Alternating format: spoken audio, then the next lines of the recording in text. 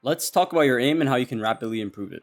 One taps make for the best clips, and it's pretty much the most consistent way on how to kill your enemies the fastest. So in order to do this consistently, you need to understand a few things. First, you need to take into account how far your crosshair is from the angle that you're holding. For a professional player like Optic Ye, he's able to get away with holding angles very tightly when taking his reaction time into account. But for the average player like you and I, who don't have the time to put 12 hours into the game a day, our crosshair has to just be a little further out, just to accommodate for that little delay that we have.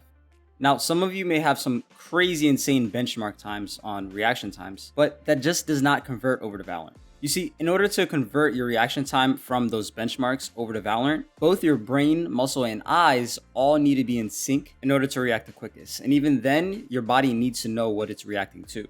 See, on the benchmarks, you're clearly reacting to one color, which is green, but in Valorant, the outlines aren't green.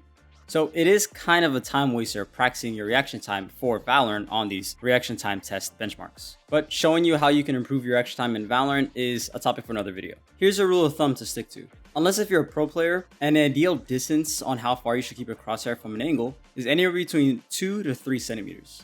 This should be able to give you plenty of time to be able to react to the enemy that's swinging into your crosshair, making it effortless to get that one tap.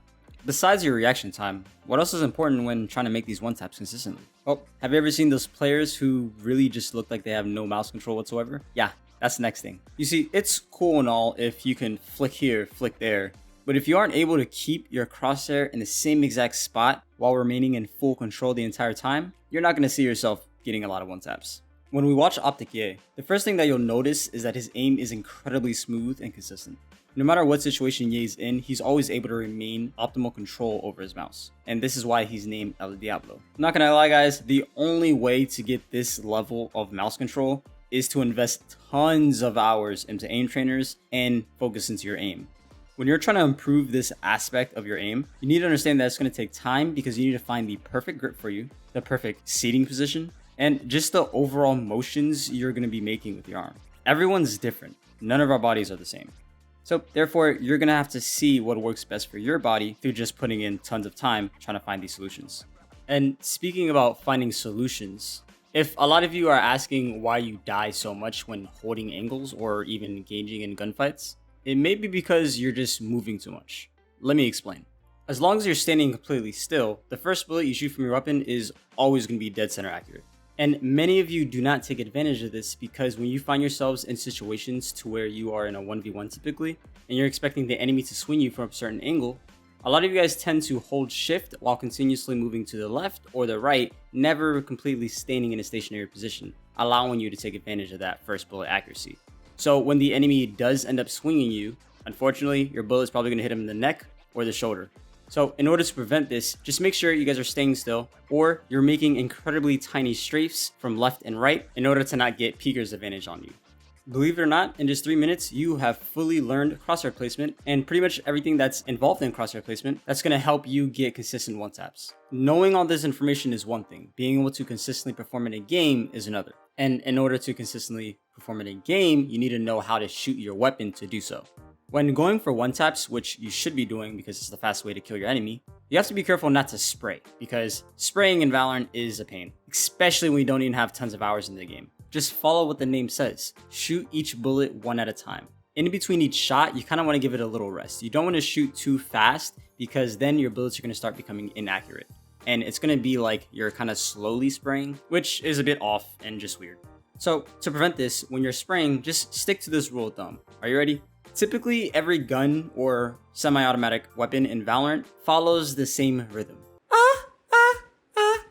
Staying alive, staying alive. Staying alive. Yeah, I just brought out the vocals for y'all.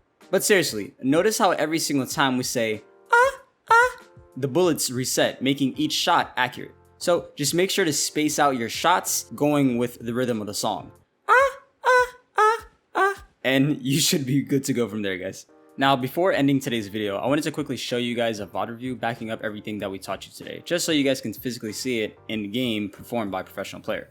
We're going to see Optic Ye do an amazing job at holding off the attacking team in Optic's match against the guard. The first thing we should notice about Ye's aim is that he's taken advantage of Chamber's ADS ability while holding a tight angle onto Saya player. Ye understands that he has to stay alive since his Viper Marved was killed in front of default plant swap. So when the attackers trigger Ye's tripwire, he decides to isolate his gunfights while using his environment as cover. He's able to eliminate Saya player with a clean one tap. Ye is then making his way over to the left side of yellow, and as he's making his way over, I want you to notice how calm Ye is able to remain as he clears the section of yellow. As Ye peeks Trent while clearing the top bin of B main, he notices that Trent is moving back into cover, which gives Ye the perfect timing to hold this angle onto Trent, leading him to being eliminated by the Yaster. Ye then makes his way back over to the right side of yellow, expecting an enemy to swing him from this angle.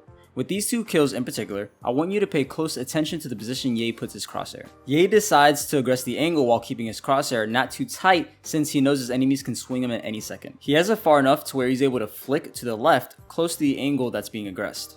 Once he eliminates the Brimstone, Ye is basically going to do the same thing to the Viper as she just basically walks into his crosshair. And of course, as one of the most consistent aimers in the world, in order to secure the final kill in his ace, Ye is going to make his way over to mid and hold a very tight angle onto the guard net, allowing him to get a pretty clean headshot with the Bulldog. And that's how you're able to get consistently more one taps.